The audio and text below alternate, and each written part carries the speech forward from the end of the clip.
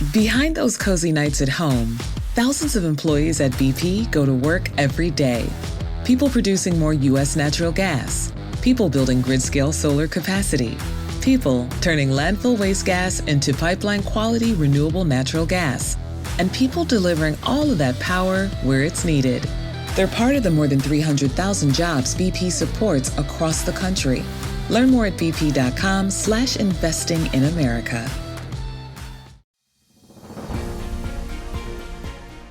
Olá, eu sou o Thiago e esta é a Carta Mensal da Monte Bravo Corretora.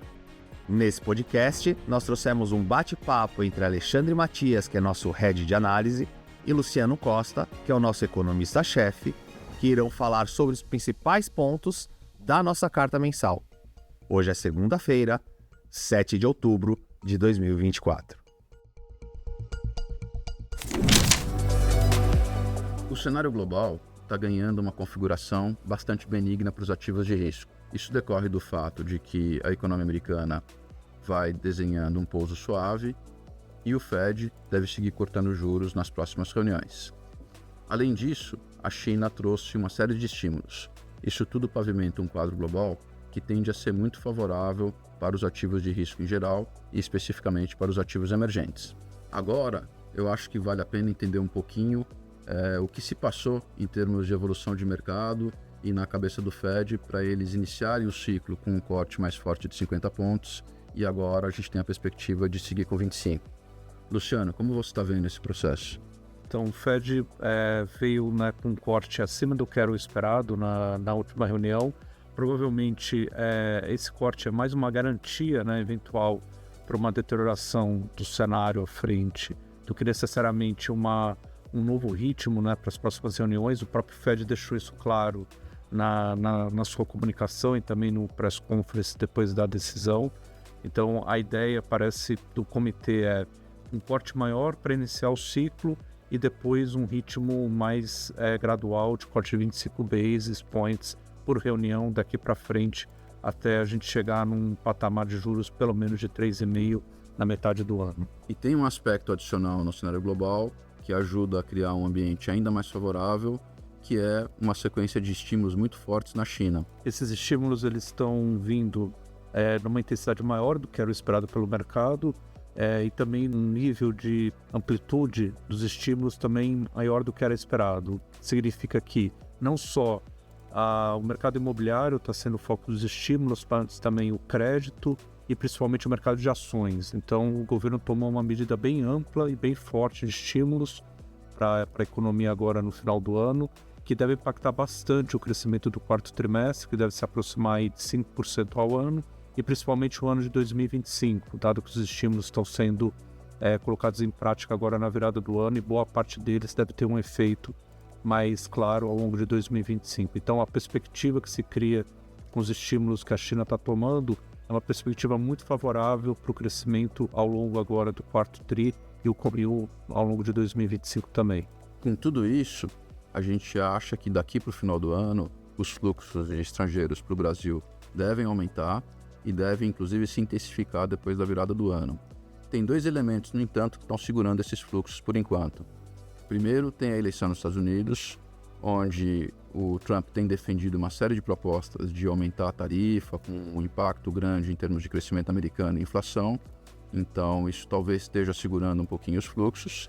E, em segundo, tem o agravamento das tensões no Oriente Médio, o risco de um conflito aberto entre Irã e Israel. Então, o mercado está um pouco temeroso. A gente acha que, nas próximas semanas, esses fatores de risco tendem a se resolver e abrir espaço para um fluxo forte no final do ano e na virada do ano.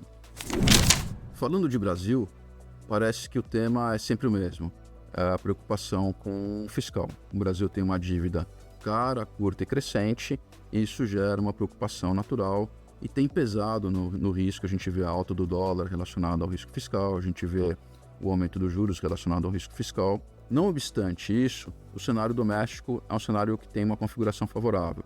A gente tem o Banco Central atuando para fazer a inflação convergir no horizonte de médio e longo prazo. Isso tem um ganho de credibilidade em termos de curva e a gente tem uma perspectiva de que a economia continue crescendo bem. Luciano, quer comentar um pouquinho sobre as preocupações fiscais que a gente vê como um agravamento, apesar do upgrade da Moody's? Bem, a questão fiscal ela tem um ponto bastante importante de atenção, que é a questão do crescimento das despesas, né? A gente tem uma regra de crescimento que coloca um limite de 2,5% para o total das despesas, porém a gente tem várias outras despesas que estão dentro do orçamento que tem um ritmo de crescimento maior, né? Como gastos com saúde, educação e benefícios previdenciários.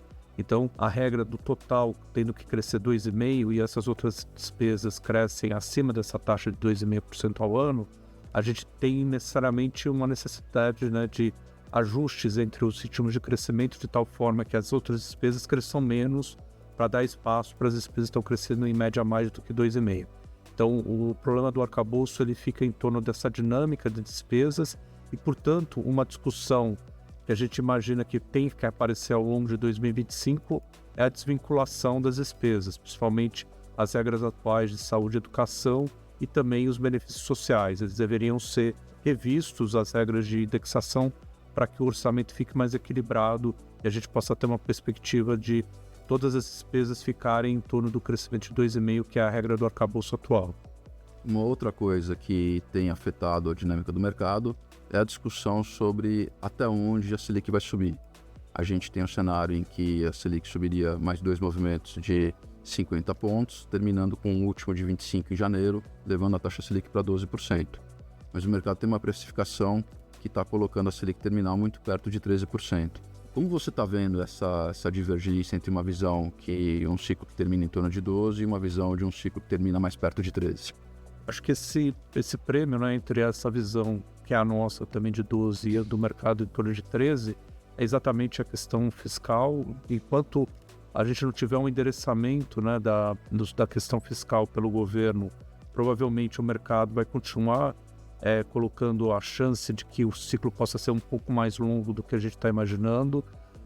A virada do ano, então, ela passa a ser primordial, né, para a gente ter essa sinalização do governo. Passando as eleições municipais, provavelmente seria de se esperar que essa agenda de discussão da desindexação das despesas ela ganhe força, né? A gente espera que isso aconteça, até porque é a parte da discussão que ainda está pendente dentro do governo. Então, a solução, né, para essa questão fiscal, ela provavelmente vai trazer o cenário mais para próximo do que a gente está imaginando, em torno de 12 de alta da Selic, com relação a essa precificação atual do mercado de 13. Muito bom. Eu acho que a conclusão dessa conversa, olhando aqui para a gestão dos ativos no Brasil, ela significa que a gente tem um quadro global que sugere um fluxo importante para países emergentes. E se isso acontecer, a gente tem que ter, naturalmente, uma apreciação do real, um enfraquecimento do dólar contra todas as moedas. O dólar caindo vai ajudar as curvas de juros a caírem, provavelmente vai tirar a pressão do Banco Central para fazer um ciclo mais longo, e nesse ambiente a Bolsa vai subir. Então a gente vê a Bolsa terminando o ano em 145 mil pontos, talvez um pouco mais, com o potencial de continuar subindo depois da virada do ano. A gente vê o dólar voltando para casa dos 5,20, a gente vê as curvas de juros fechando 30, 40, 50 pontos e gerando ganhos de capitais para quem tiver aplicado. Então a gente acha que é um bom momento para aproveitar a volatilidade, aproveitar a incerteza, comprar ativos para remunerar ao longo dos próximos 3, 6 meses. A gente deve ter ganhos expressivos nas posições.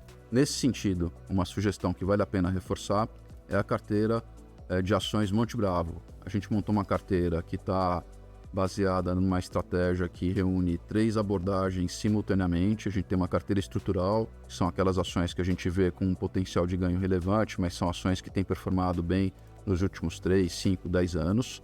A gente tem uma parcela da carteira que olha para a estratégia de momento, que aproveita as ações que estão subindo mais rápido nos últimos tempos e alavanca em cima desse crescimento. E a gente tem uma parcela que é feita de oportunidades que a gente identifica no mercado.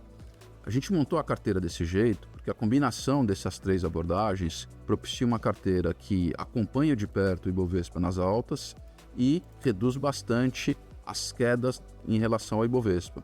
Então, com isso, a gente tem feito um alfa relevante, a gente tem nos últimos 3 meses um alfa de quase 2%, né? E a nossa expectativa é que essa carteira ao longo de horizontes mais longos, ela vai fazer Ibovespa mais 5, alguma coisa em torno disso. Então, para quem tem renda variável, em vez de ter 1 ou 2 papéis, ter que acompanhar, ou ter papéis que não formam exatamente uma estratégia, a nossa sugestão é se apoiar na carteira de ações Monte Bravo. Esse foi o podcast da Carta Mensal de outubro. Se você quiser saber um pouco mais e ver na íntegra o documento da Carta Mensal, acesse já www.montebravo.com.br. Um ótimo mês, uma ótima semana e ótimos investimentos para você.